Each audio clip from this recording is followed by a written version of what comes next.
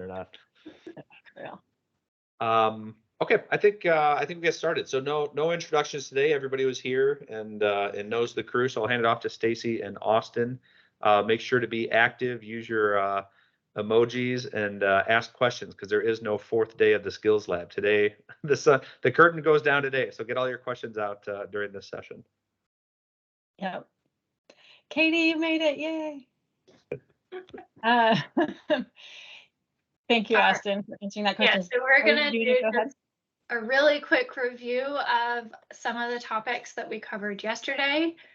So when you first start to build out your flow, utilize your map and diagram that we talked about in day one. Really break down your flow into phases. So what you absolutely need to have it work as sort of your base foundation, and then build from there. As you add new things, always test and make sure it works before you add a new extra doodad to your flow. And then as you sort of complete each phase, save a copy just in case you happen to break the flow on the next round. You have something to go back to. And then if possible, utilize a sandbox or be very strategic in the records in which you're interacting with in your live production database. If you want to get access to a sandbox, probably the best person to contact would be your account representative, and they can help point you in the right direction there. I guess our general advice across all three of these is be flexible. You're going to have to adapt and change your plan as you take it from ideation through the whole process. We would recommend that you update your notes and diagrams as you move across and make changes. Just as I said yesterday, I just keep a record of this so that I keep track of the pieces that didn't really work and what I learned from trying something different, so I don't have to figure that all out again 6 months later doing something else.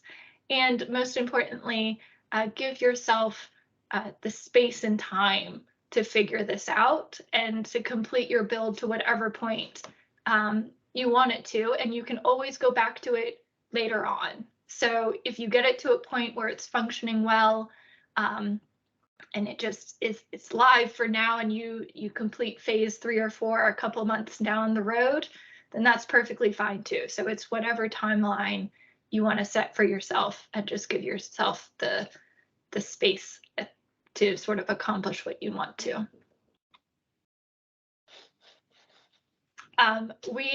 We got this question yesterday on how gift types appear in Power Automate, and since we couldn't find any sort of resource from Blackbaud that listed them all out, we thought we would put together a slide that listed them out, so you guys can use this as a resource moving forward.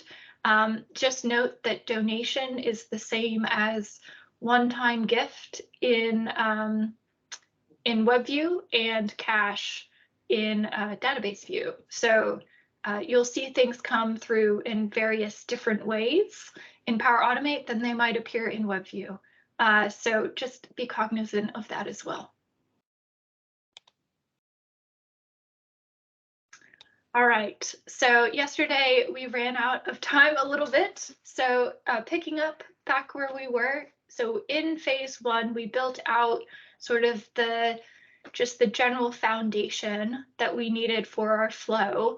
And we discovered some things. So we discovered that we actually need to look for 2 records instead of 1, that will always find the new constituent that was added, but we want it to only return results for those where a duplicate is found. We wanted to clear out duplicates from earlier searches. We needed a way to handle what would happen if a new constituent didn't have an email, and build into the flow something to account for that and help the flow make a decision. Otherwise, it just sort of stopped, right? And then we also wanted to add a few more searches to look for additional things. So beyond email address, we wanted to search also by name and address. So this correcting phase 1 has led us to phase 2. So in phase 2, we can see the 4 things highlighted that I just talked about and how they fit in to the overall sort of procedure or process for the flow itself. So I'm going to pause here for a second. Stacy, are there any questions in the chat, or does anyone want to raise a hand and ask a question? Kelly mentioned that in another session, she saw somebody in a step that had an action in the flow that had documentation in it, and there is one in our final flow. So I'll show you that when we get to that. And Katie Galisic is asking about slides and links from the past 2 days. So we will find those for you, Katie. I think that the slides are maybe already uploaded. We'll find that out. We've uploaded them, but I think it needs to, maybe Heather can take the next step and take the PDF slides from our Teams folder and put them on the session resources that are on the SWOGO hub spot. Yep. Yep. Jill, the 30-second story about the 2 records is that I originally built the flow asking it to search for this new record, and if it found anyone with a matching email, if it found any one record with a matching email, to notify me of a duplicate. But that was not finding any duplicates because it used the email address from the new record and searched for it and found the new record and returned that and told me it was a duplicate, which it is not. So when we have 2 records, then I know it's going to find the one that was already there, the one that we're already looking for, and then one that already existed in the database. Does that make sense? Sorry, it's not super clear. Oh, she says thank you. So I would say okay. Yes. Great. All right.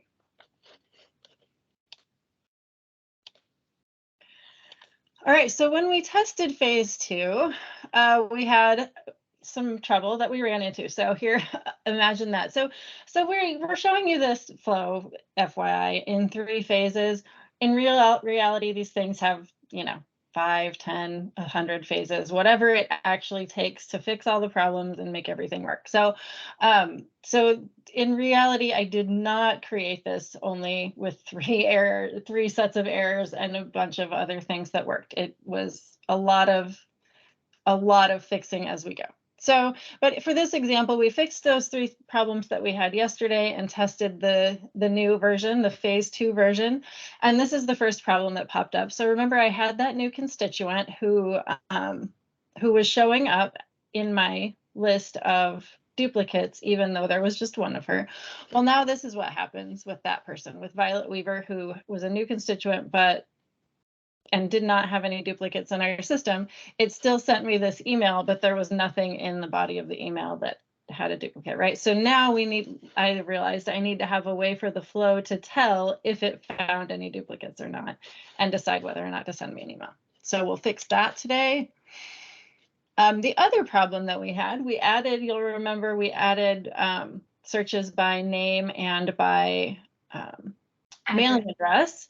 And when I did that, I had results returned twice, right? Because this guy has the same name and the same email address.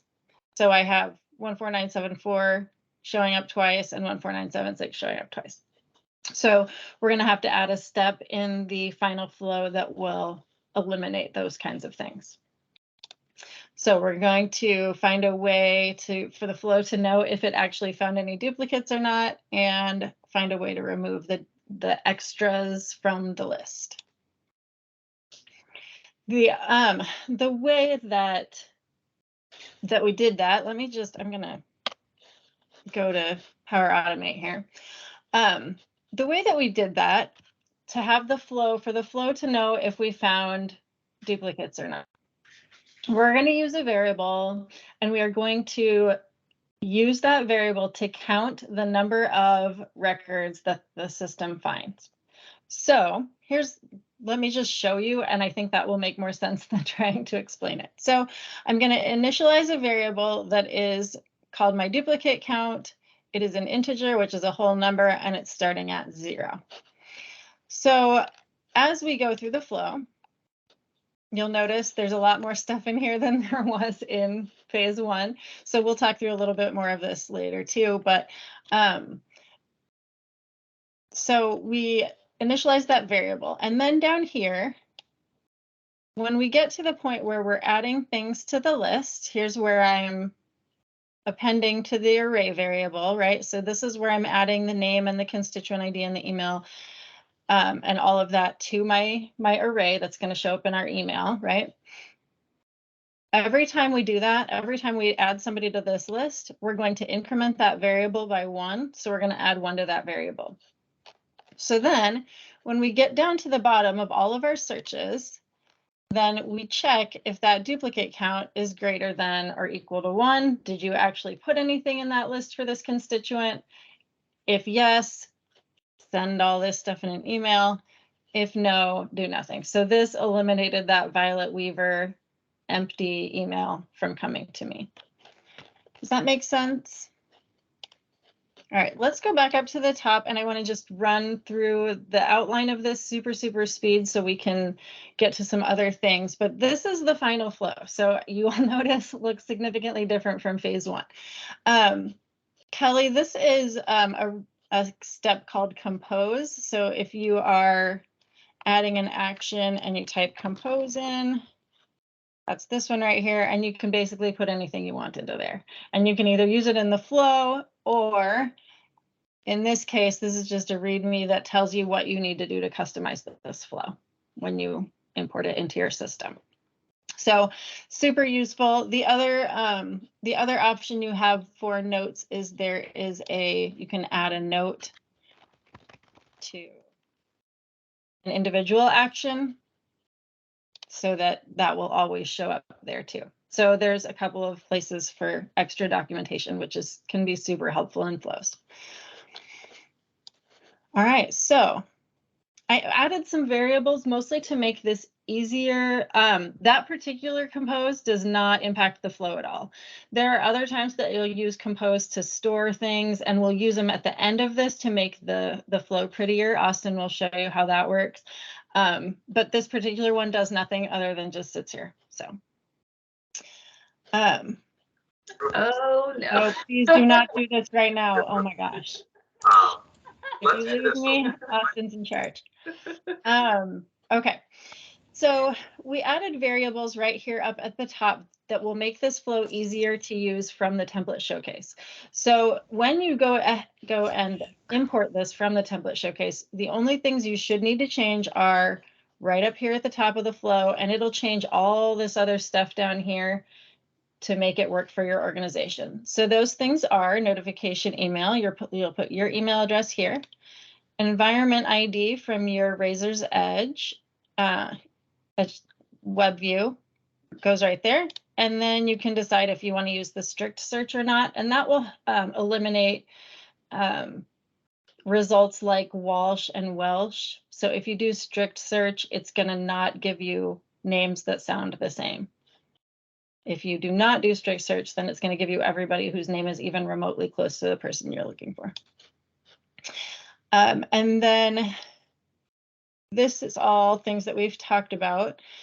So the potential duplicate array we used yesterday, and this empty array is what we used to clear out those lists so that we wouldn't have results of previous searches showing up in the results of the current search. Remember that one? So the basics of that, I had my Laborio Zylstra duplicate, and then I also had the next person's duplicate matches showed up in the next email. This variable, the empty array variable, clears that out because we have duplicate array that we add stuff to, we have empty array that we do not add stuff to. And then down at the bottom of the flow, after it sends the email, then we change the potential duplicate array to the value of this empty array, and then you start fresh. Cool.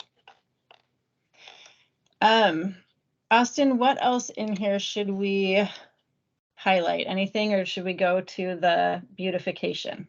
I think if you open the condition like has an email, we can show a condition within a condition. So it's kind of like two conditions stacked on each other. So we're helping the flow make decisions that will then help the flow to run. So if we remember one of the errors from yesterday, we wanted to know if, one of the new constituents didn't have an email. So this initial condition is looking for folks that have at least one email on their record. If they don't, then it skips this search and goes to the next one. If they do, then it will go to this condition that looks for, hey, is there anyone else in the system that has an email that equals this, right? And if it returns at least two constituents, then it will put that information into an array. And if it doesn't, it will skip this step and it will go on to the next search. So I think it's just, at times you will have to have back-to-back conditionals where you're helping the robot go through your micro decision process and make decisions that will help the flow succeed. As Austen said when I was first learning Power Automate, you do not realize how many hundreds and thousands of decisions you are making in a split second that you now have to teach this silly computer to do, because it doesn't know to skip this search if there is no email address. You have to tell it that. So, all right, Austen, do you want to talk through your stuff down here, or should I go back to the PowerPoint? I think we should go back to the PowerPoint. And then I can just explain it from there. So they're in phase 3. So in actuality, this was like phase 10. But to condense this down and make it a little bit easier for us to talk about in this series, this is phase 3. So phase 3 is beautification. So I posted a recent post to the community on 4 ways to spruce up your notification tables. So I would recommend that you go there and read up on all the amazing things, but I'm going to cover 2 of them just really quickly here. So the first one is that you can add CSS into your HTML tables in Power Automate, and that will improve the appearance of them. So you can, the best way to do this is there are lots of code generators online.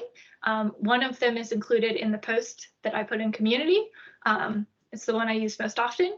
And you can just tell it what you want the table to look like. It will spit out code similar to what you see here in the screenshots. And you just paste it into a compose action and put the output of the previous table at the very bottom. So we can see here in the leftmost screenshot, you see an output there. It's the output from the HTML table. And you put the output from this compose in your email, and it will run all of the array table through, and it will beautify it based on what you want your table to look like. And I like to put tables in my org colors. I like to brand them to my org's fonts. So whatever fonts you guys use in email. So it's a great way to sort of do the extra level and make things look similar to what your frontline folks are used to seeing, if that makes sense. The next thing you can do is utilizing one of the variables that Stacy just talked about with your environment ID. You can, once you put your environment ID into that variable, we can then use that variable to create a hyperlink within your table. So in this instance, we are hyperlinking the constituent's name so that when someone receives a notification, they can click directly on the constituent's name and it will take them to the constituent record. So it's just taking data from a display and just putting it at the fingertips of whoever's on the output end of your flow to take them to the source immediately. So this is a great addition for gift notification tables. And I used it a lot in my opportunity notification table, which is also available in the template library if you would like to go use that. So super easy ways to just take very simple CSS that you don't have to generate yourself. You just copy it from somewhere else and a simple href. I don't know what to call this because I don't know HTML, but you just take this particular attribute and you just plug it into your array table and you can create a hyperlink very, very easily. So there's instructions on how to do that within community. So I'll pull those up really quick and put them in the chat. And then I see, okay, Haley asked, where can we find our environment ID? So that's a great question. So Stacy, do you want to demonstrate that? Yep. I think that would be easiest. So you guys can see my razor's edge, yeah? So this is the environment ID right here. There's this envid equals, and then you have a bunch of letters and numbers, and then there's an ampersand. So the stuff between envid equals and the ampersand is your environment ID. So you will need that to make this flow work, and you need it for most of the links that you will set up. All right. Jill also said this might be low code programming, but it's not low step programming. Well, I will say most of the code related things that we're talking about today, I simply just copied and pasted from someone else's flow and figured out how to make it work in mine. So if you run into sort of anything that looks different as you're downloading flows from the template library, just investigate it and see how you can use that in your own flows. So yeah. So the final result of our flow is that if a duplicate constituent record is created, the next day I get an email that looks like this, that shows me only the people that are potentially duplicates. It shows me this is a link to their record. There's their constituent ID. If they had email addresses, they would be here, and then addresses here. Carlene is asking, I need to add solicitor to my gift table. You want to add from the constituent, not the gift. Are there any instructions on that or a sample in the template library? Let's look at that. I've seen some posts in community about that. So I would go take a look at go do a search of the Microsoft integration community. I'll link it here in the chat and see what comes up with that, because I feel like that's a common question that people are asking about gift notification tables. Yep. You'll need to do you'll list constituent solicitors, and then you'll have to do a get a constituent to get their information. It's going to add way more steps than you think it is, but yes, it is definitely. I would say probably add like 4 or 5 steps Yep. beyond what you think it will. So to recap, here's where we started. We had this cute little flow with like 6 steps in it. And where we ended up is with this thing with like a lot of steps and a lot of conditions, and it doesn't even fit on this page. So, but it does what we want it to do. And in fact, it doesn't really even do all of everything we want it to do, because now, like this week, I was like, we should put like the date added on there so that we can tell which is the new record and which record's been around the longest, and all of those kinds of things. You're going to constantly be thinking of things that you can do that will improve these flows. So just start it and run it and keep fixing it as it goes. So how do you guys implement this particular flow in your own Power Automates? You go to this page, which is the Blackbaud Microsoft Integrations Template Showcase, which is a place you should all hang out. And I'm just going to show you that really quickly and then show you just a really speed version of how to import a flow. So this is what the template showcase looks like. That link is there. And this is all of the stuff that you can just borrow from other users in the community and set up for your organization. For example, daily gift digest notification. This is the one that has where I learned how to do the kind of the basis of this flow, right? This shows you how to like find a bunch of gifts and make the table pretty and send an email out, right? So basically, the one we're doing now is just a duplicate constituent version of this daily gift digest notification. So keep that in mind too as you do these kinds of things. There may be a template that has a similar framework to something that you're trying to do,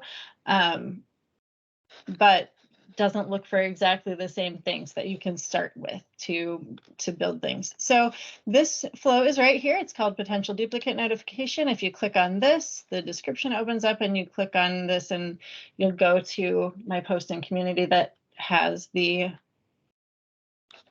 file and the notes about how to set it up. And you click on this little guy and download this zip file and save it on your desktop. Can you copy and paste parts of other flows or do we recreate them? It depends. I don't know if I've ever tried to copy something from one flow to a totally different flow. I know within your own flow you can copy and paste things. That's a good question, Jill. I'm not sure. It's probably cleanest if you I've never done recreate it. that. I've always had it open on like a separate screen if you work with two screens. And so on one screen, I'm trying to like infer what's there and then try to build it myself in my own flow. Yep. So to import this, we're going to go back to my flows and I'm going to choose this import button.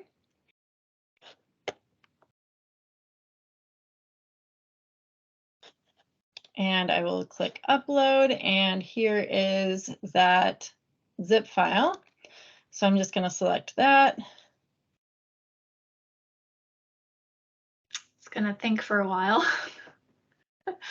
This isn't, yeah, does anyone have any good jokes or stories? Oh, here we go. Oh, you don't have to hear one of my jokes. All right, so this is what the import page looks like.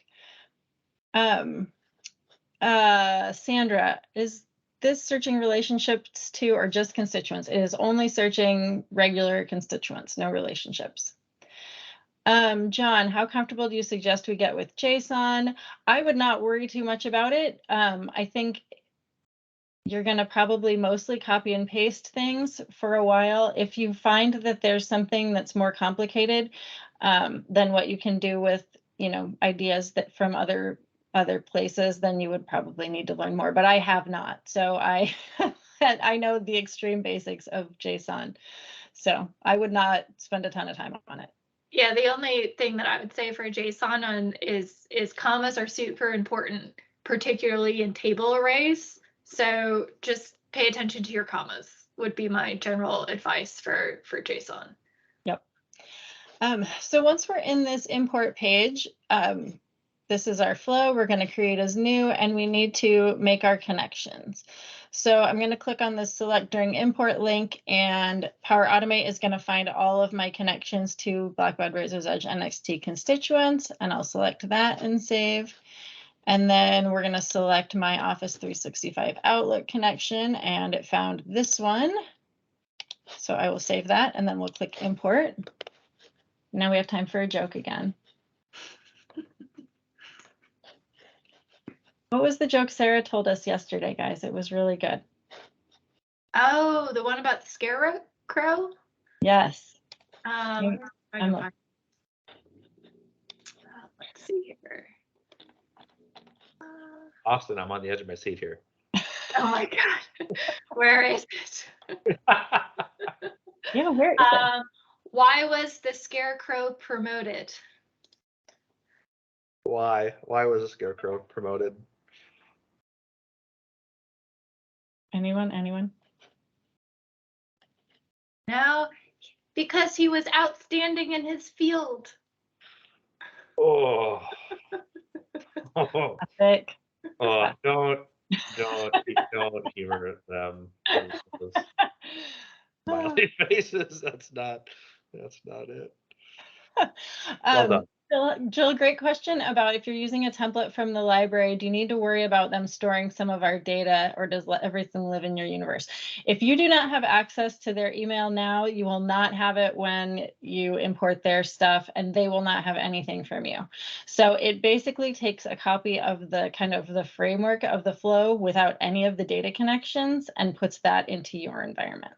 So totally safe. Okay, so my flow has been imported, and we're going to click on this open flow, and here it is. Ta-da! And we will need to make those small changes. So here in the README, there's some instructions about how to do that, but I'm going to enter my email address here. And I'm going to enter my environment ID over here. I'm going to copy that.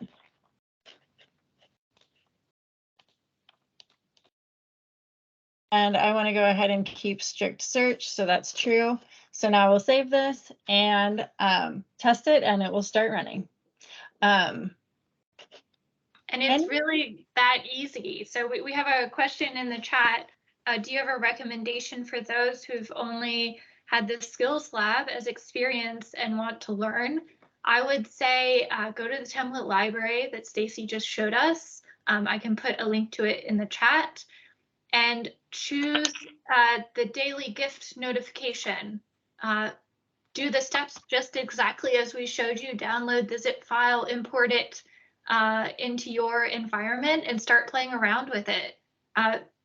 The gift notification was how I learned.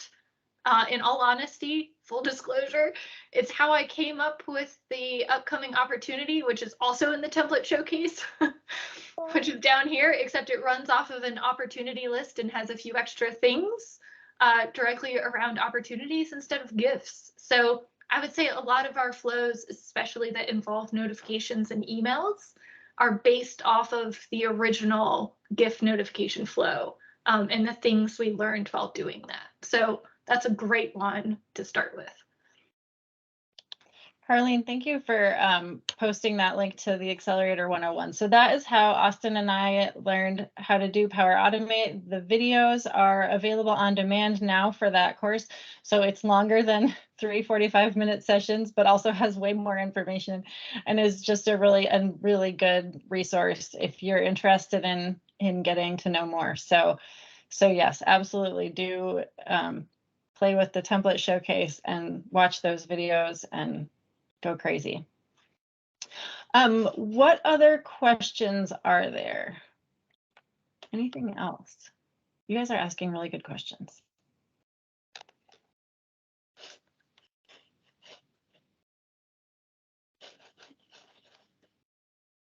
Keith.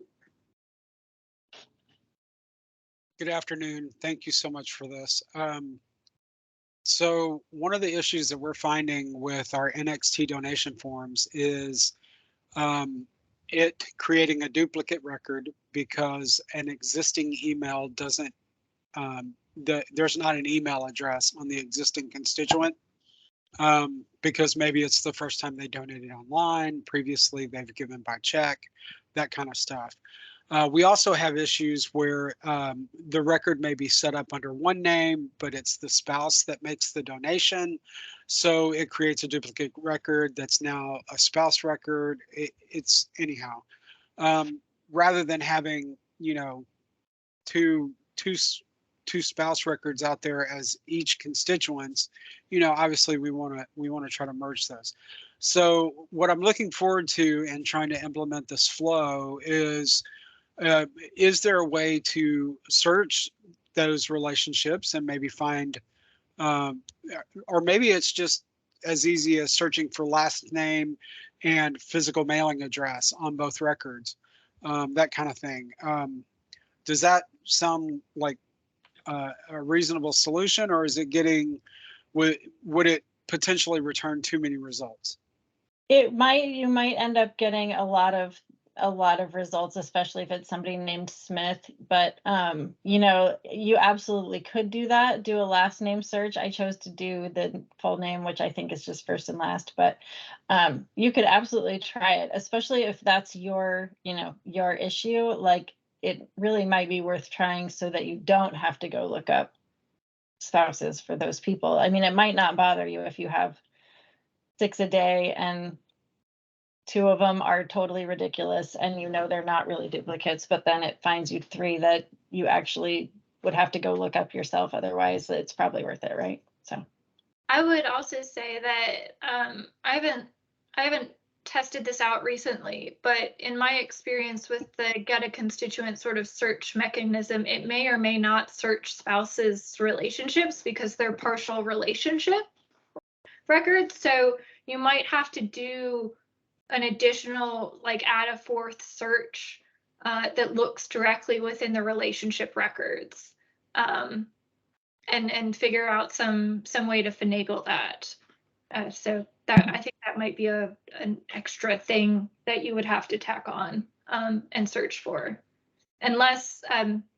But Stacy, when we were doing this yesterday, there's like a new get a constituent, so maybe that does partial records. I don't know. So right. I think that would be an area to sort of test out and see what results you get back. Yep, that new enhanced search might have something. That's a similar to the question Marcia's asking about trying to do a birthday listing of either the constituent or the spouse and can't get the spouse birthday to go into the list. I don't know that spouse birthday is an available field in the API. Like, I don't know if that endpoint exists. Austin, do you know right off? No, but I would search by the spouse name for sure. That's something that you can get. And if the spouse is a constituent, you could do something with relationships, right? You could say, find me the relationships, then find me which one is the spouse, and then get a constituent, and then give me that constituent's birthday. But if the spouse is not a constituent, you might not be able to do it. That's my guess.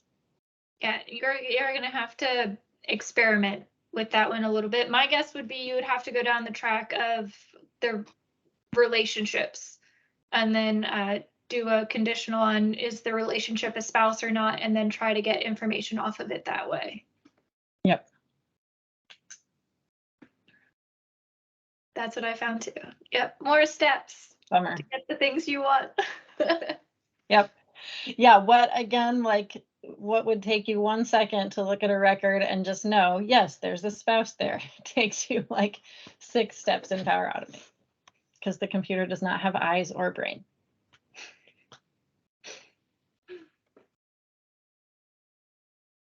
Any other ideas that you guys have come up with over the last 3 days that you want to talk about or share?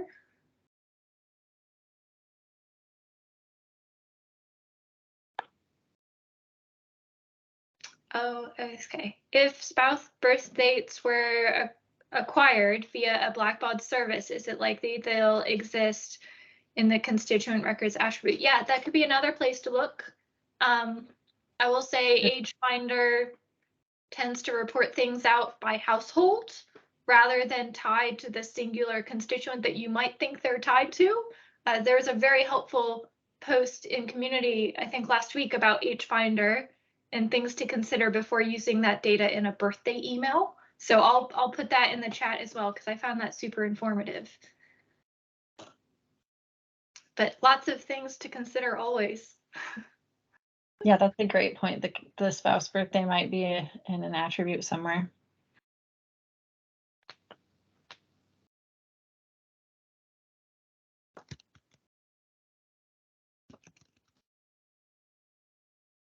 All right, well, I think that's all we have for everyone. Feel free to hang out and ask questions or tell stories or, anything you guys want to do. We can't end on that scarecrow joke. Somebody's got to have something. So what did the janitor say when he jumped out of the closet? Oh, no. Oh, no. Supplies. Good one. Love it. Nailed it. Dad jokes, my favorite. Really good. So Jill asks a great question. Thanks so much. Where can I get more? So Stacy, if you can share our resources slide, you are more than welcome to reach out to us and keep in touch. If you come across questions, you can use us as a sounding board. In addition, we are very active on community, especially in the Microsoft Integrations Forum. And I recommend you ask your questions there as well. There's a great sort of group of super users that are more than willing to help out, hop on a phone call, share code, all that sort of good stuff. And then I'm just going to put our email addresses in the chat, so you guys can keep those if you would like. But feel free to connect with us on the interwebs. Great. Thank you, Austen and Stacy, for putting this all together. You guys do a wonderful job. I know I speak for everybody. I see in the chat here, everybody's very grateful. So Stacy and Austin's emails are there. Contact them anytime. And this little citizen developer group that we have, please don't be strangers. We're always happy. So if it'd be helpful if you guys want to get together again, shoot a note to Stacy or Austin and we'll send an invite out. We can always hop on a call and kind of talk things through. We're all kind of working on this together. So thank you all so much. Okay. All right, we'll call it a Bye, day. everybody. Thanks. Thank you.